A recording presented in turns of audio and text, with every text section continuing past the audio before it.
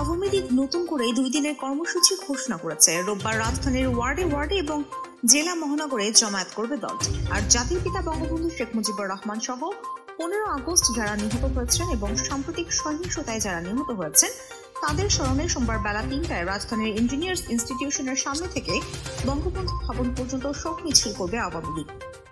শনিবার ধানমন্ডিতে আওয়ামী লীগ সভাপতি শেখ হাসিনার রাজনৈতিক কার্যালয়ে আয়োজিত সংবাদ সম্মেলনে এই কর্মসূচি ঘোষণা করেন দলের সাধারণ সম্পাদক ওবায়দুল কাদের।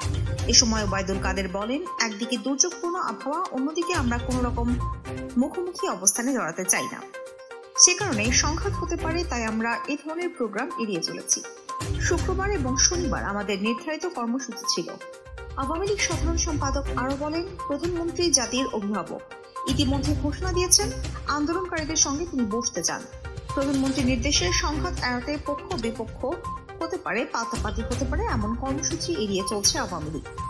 বিভেদ নয়, ঐক্যে বিশ্বাসী দাবি করে সরকারের সড়ক পরিবহন ও সেতুমন্ত্রী ওবায়দুল কাদের বলেন, যারা স্বাধীনতা, সার্বভৌমত্ব এবং প্রগতিতে বিশ্বাস করেন তাদের সবার ঐক্যবদ্ধ প্রয়াস চান তারা।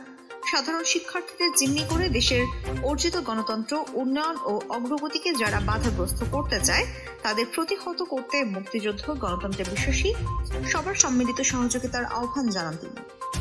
অবুধ শিশুরা কোনো রাজনৈতিক বিবেচনায় পড়ে না জানিয়ে ওবায়দুল কাদের বলেন, অবুধ শিশুর তাজা প্রাণ ছড়িয়ে আমাদের দলের কোনো লাভ নেই।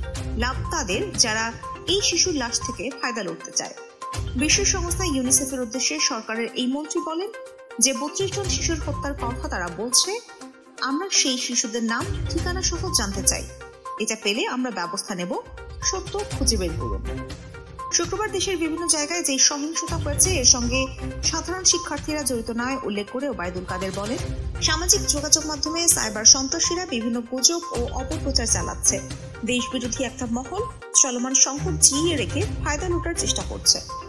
শিক্ষার্থীদের আন্দোলন বেহাত হয়ে গেছে দাবি করে ওবায়দুল কাদের বলেন, যারা বাংলাদেশকে অকার্যকর রাষ্ট্রে পরিণত করতে এবং দেশকে খাদের কিনারায় নিয়ে যেতে চায়, এই অসভ্য শক্তির তৎপরতা আমরা সফল হতে দিতে পারি না।